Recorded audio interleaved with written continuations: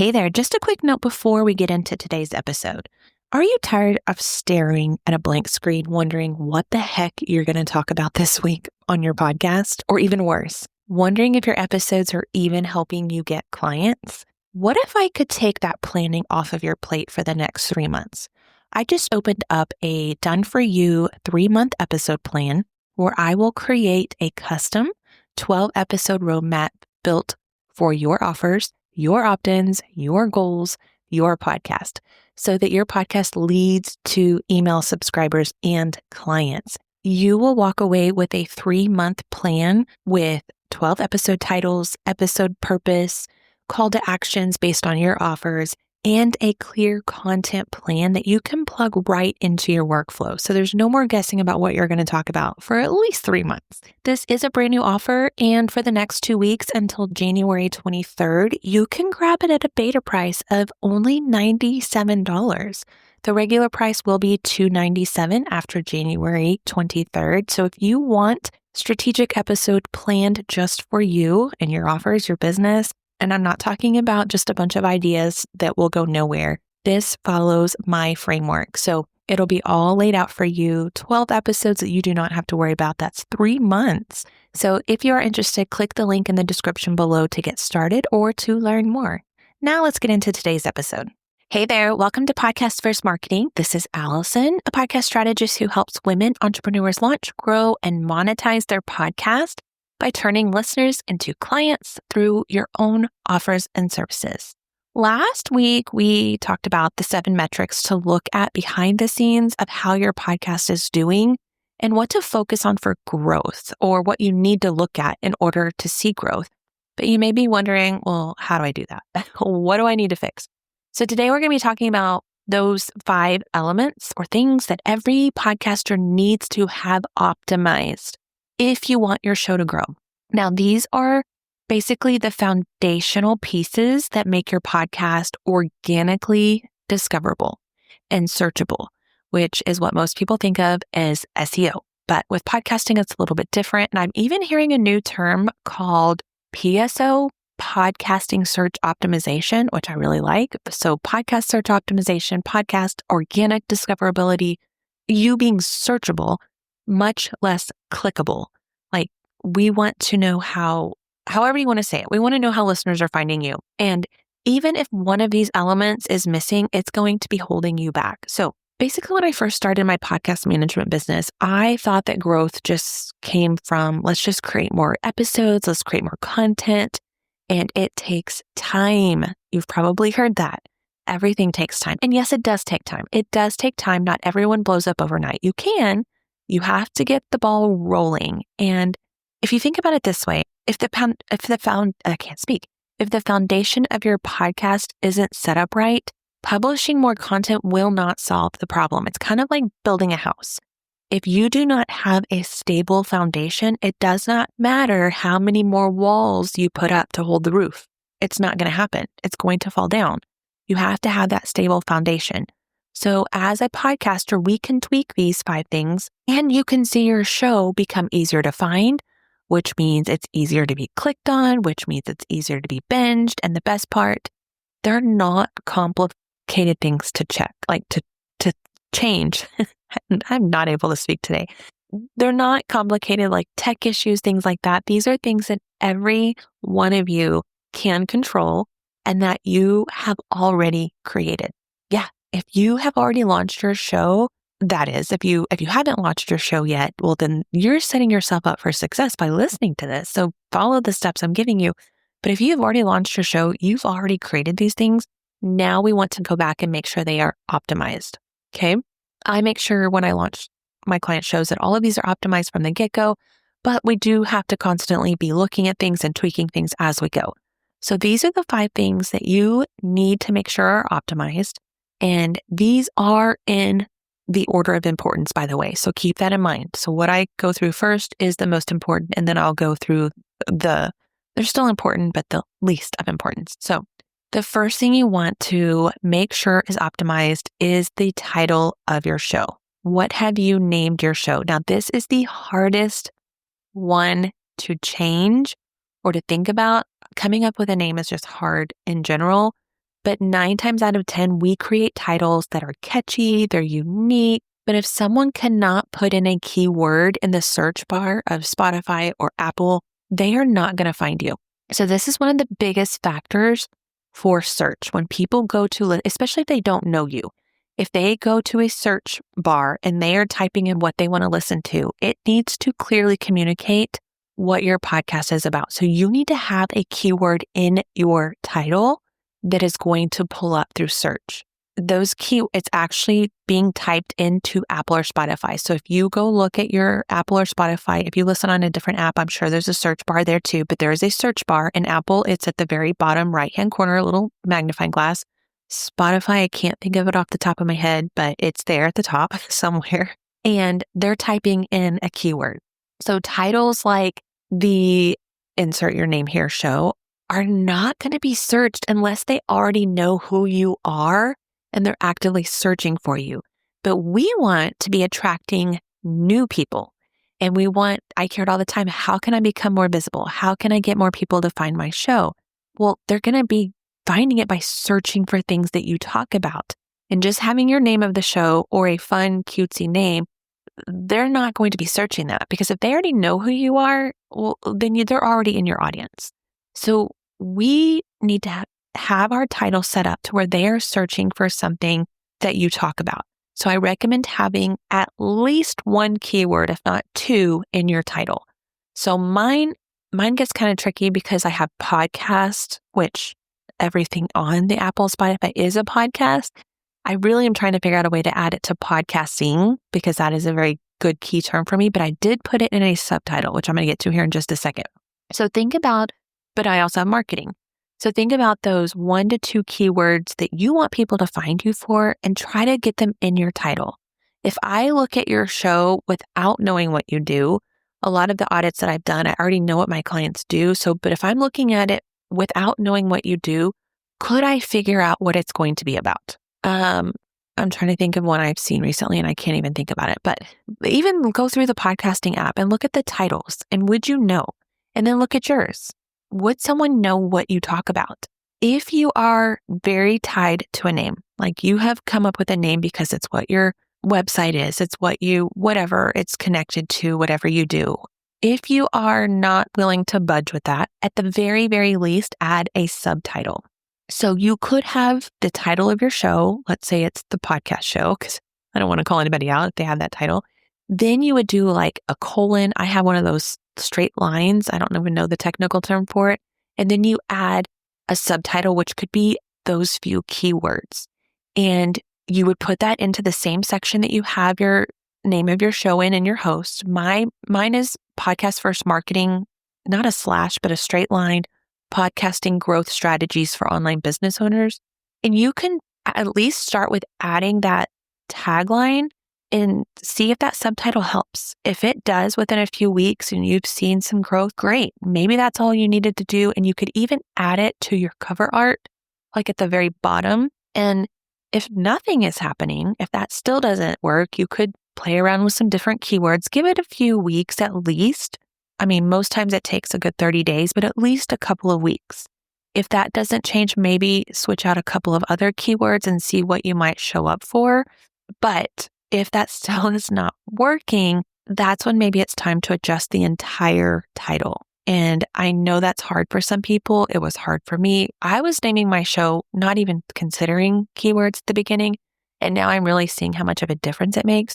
So you actually have to, this is a hard thing to tell you, but you have to decide what is more important, the cute name or being discovered. I know that's hard to hear, but it's true. I've had to do it with my own. So that's the first one, and the most important is your title. Okay, the second one, which is not searchable, but it's important. This is your cover art. Okay, we actually hear the saying, don't judge a book by its cover. Well, with cover art, we kind of do, because it's all we've got, right? We can't read the back. We could read the show description, which is coming next, but your cover art is the very first impression. And you also have to remember, I have seen so many very cute, unique cover arts, but when you get it really, really tiny, when you look at those podcast players, if you can't read it, it doesn't matter how cute it is. Okay. So that cover art is so small on those players, you have to keep that in mind. You want your cover art to be very clean. You want the title to stand out. So make the title as big as possible and not in the cutesy swirly font. There's so many podcasters that I actually do listen to, and I just want to reach out to them and say, can you change your cover art? Because I can't read your title, even though I kind of know what it is. Or they had a good title, like not a good title, a good cover art with the title, and then they changed it to something cutesy. And I was like, no, but make sure that that title can be read from a podcast player, because that's what people are searching for first. When you think about how you search for a podcast, your eye immediately goes to the cover art. This is very much like YouTube. When I was learning about YouTube strategy, it's the thumbnail. People pay attention to the thumbnail. Well, on podcasting, they look at the cover art. So that's what they're going to be looking at first. So think legible words, and the title needs to stand out and instantly tell someone if that podcast is for them. So think legibility. Don't clutter it up and add all these little elements to it. Just do a solid color background, then have the title really big, and then insert your picture into it for you to be relatable. If you need a tagline to explain more about what you do, you can add that into just the host player, title, as I said before. But if it's going to help people click on that, add the little tagline at the bottom, but don't make things too busy. In the blog post of this episode, which I'm going to link in the description if I can find it, hopefully I saved it, I'm going to show you a before and after of some clients of mine. I did an audit for them and then ended up working with them for about 6 months to help get their show more visible. But they came to me with, not that anything is wrong with this, but their cover art was a Canva template. And it was very much, you recognize the Canva template, but not that was the big deal. It was that once it was in the player, it was so small, I could not read anything and I could barely see their faces. So we want it to stand out. So if I can find those pictures, I'm going to put that in the blog description so you can check that out and just kind of see a before and after. Just very simple background. Your name can be on there. It doesn't have to be, but the title needs to be the focus. Okay, so we've done title, cover art. The third thing is your show description. This is basically like the back of a book. What is your show about? What is going to get them to want to listen to your show? Don't just think of this as filler text because you have to put words there. It gives someone a glimpse as to what your show is about. It's the prime space for both that search, those keywords, and conversion, getting people to click. So you want this space to be full of keywords, without it sounding weird, of course, that explains what your show's about, who it's for, basically anything that's going to highlight what those listeners will gain from listening to you. This section will pull your show up in search. So first it's going to scan titles, then it won't scan cover art because it doesn't read images, maybe one day, but then it's going to look for keywords in your show description. So if you want to become more visible, then you need to have those keywords in the show description. Tell them that that's what they need to be listening to. So make sure you have that and don't just put a very tiny blurb. I know some podcast hosts, especially free ones, do not give you very much space. So you have to get very creative, but use as much of the space as you can in order to get as many keywords as you can with still sounding normal. You don't just want to put a list of keywords there. That's not really going to happen. This show might answer questions such as, and then put some questions that they might be asking, or this might solve problems such as, and then put some things in there. And that's where you can really get some keywords in there. I'm still working on optimizing mine as well. So I'm kind of going through this with you. I'm actually doing a full audit of my own show, piece by piece between clients. Okay, so after title, cover art, show description, now we're going to get into more of your episodes. And I am going to do an entire episode on episode titles, because that is the fourth thing that is being looked at, is your episode titles. They've liked the name of your show. They know who it's for. They know it's for them. They've maybe read your show description. They've decided, okay, I want to listen to this. I'm going to see what kind of episodes they talk about. So now they're going to get to your list of episodes. These titles are often the deciding factor of whether or not they're going to press play and listen to you. Like I said, I'm going to be doing an entire episode on this of titles alone. I think it's going to be a few weeks out from now. So keep watching out for that. Make sure you're following so you see it. But episode titles should be very specific. You want to have those keywords in there. You want them to spark some curiosity to make them go, well, I want to know about that. What does she say about this? And include those keywords because those episode titles will show up if someone searches. If they're looking for it. So if your audience is looking for your keyword, let's just say you are postpartum. I don't know why that came to my mind, but postpartum. It will pull up shows, but it will also rank episodes. So if you have a specific episode talking about postpartum, not only will, if your show is completely about postpartum, your show will show up, but so will your episode. So the audit I just recently did, she was not ranking her show for a certain keyword, but one of her episodes showed up. So make sure whatever that episode is, it has those keywords in the title. And again, I'm going to go way more in depth in this in another episode, but make sure that you put some of those in there that will show up if someone is searching for those. I think that's all I wanted to say about that. Okay. And let me just say this. If you are titling your episodes with very cutesy terms, people are not maybe they'll click on it, but they're not going to be searching for that. And the other thing I want to mention too, specifically, is guest episodes. A lot of people, I will tell you, if they're coming to learn from you, they're going to be very hesitant to click on a guest episode if it is not giving them what they want to hear about. So be very careful with how you title guest episodes. But I don't want to call people out, but I also don't want you to not mention that it's a guest episode. If you don't put the guest name in the title, at least make sure that in the episode description, it tells that it's a guest. Because there have been many times where I'm like, oh, I want to hear her talk about this. And it wasn't her, it was someone else. So don't just title your guest episode with Sally Q. No, label it with what that episode is about. Like give them those keywords and then you can put with and then put your guest name. Because I'm going to tell you that a lot of people will not click on those if they have no idea what information they're going to be getting from them. And also that's another metric to look at. And we talked about metrics last week, but go look at those metrics for your guest episodes and see if that's making a difference. If you do not have as many plays, downloads, anything on those guest episodes, first of all, does your title even give them a reason to want to listen to it? And then you can take it from there. Okay, so that's the fourth one. The fifth one is what I kind of mentioned, your episode description. So you have your show description, which talks about the entire show as a whole, but then you also need to have a description for each and every episode. I see so many people not put anything in their episode descriptions, which is a personal preference. But here's the thing.